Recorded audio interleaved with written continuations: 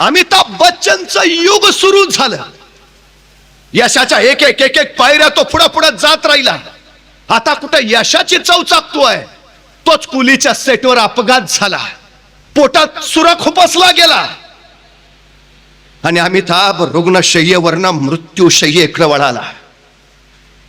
आज सेप्टिक झालं, पोटातली सगळी आतडी नासली.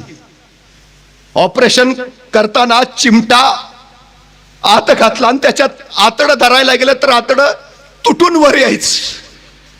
टाका घालणार कुठं आणि कुणाचा, आशा सुटल्या आणि संपूर्ण भारतभूमीवर अमिताभसाठी प्रार्थना सुरू झाल्या. पण त्या मरणातनंही तो वाचला, पुन्हा बाहेर आला, पुन्हा संघर्षासाठी सिद्ध झाला.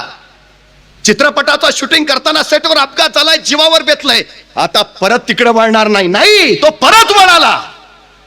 आपल्या ध्येयाचं लक्ष त्यांनी अजिबात सोडलं नाही. तो परत चित्रपट सृष्टीत काम करत राहिला. परत बघता बघता चित्रपट करतानाच त्यांनी स्वतःची चित्रपट निर्मिती करणारी संस्था चालू केली, ABCL.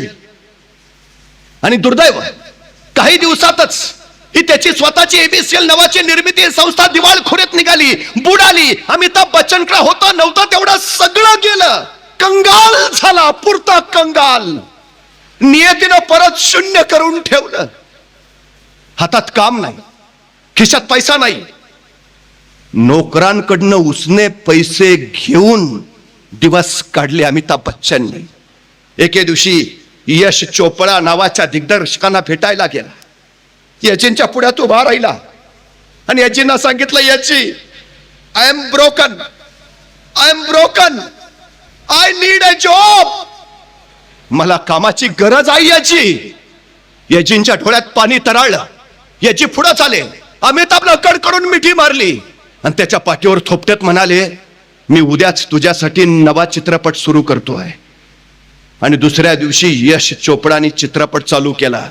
त्याचं नाव होतं मोहब्बते. हा मोहब्बते गाजला. तोपर्यंत अमिताभ परत एकदा स्वतःच्या पटावर उभा राहिला आणि छोट्या पडद्यावरचा एक शो होस्ट करण्यासाठी त्याच्याकडे आला. अमिताभनं त्यातही पाऊल ठेवलं. कौन बनेगा करोडपती म्हणत अमिताभ असंख्यांना करोडपती करणारा ठरला. तो स्वतः तर झालाच, पण असंख्यांना उभा करणारा ठरला.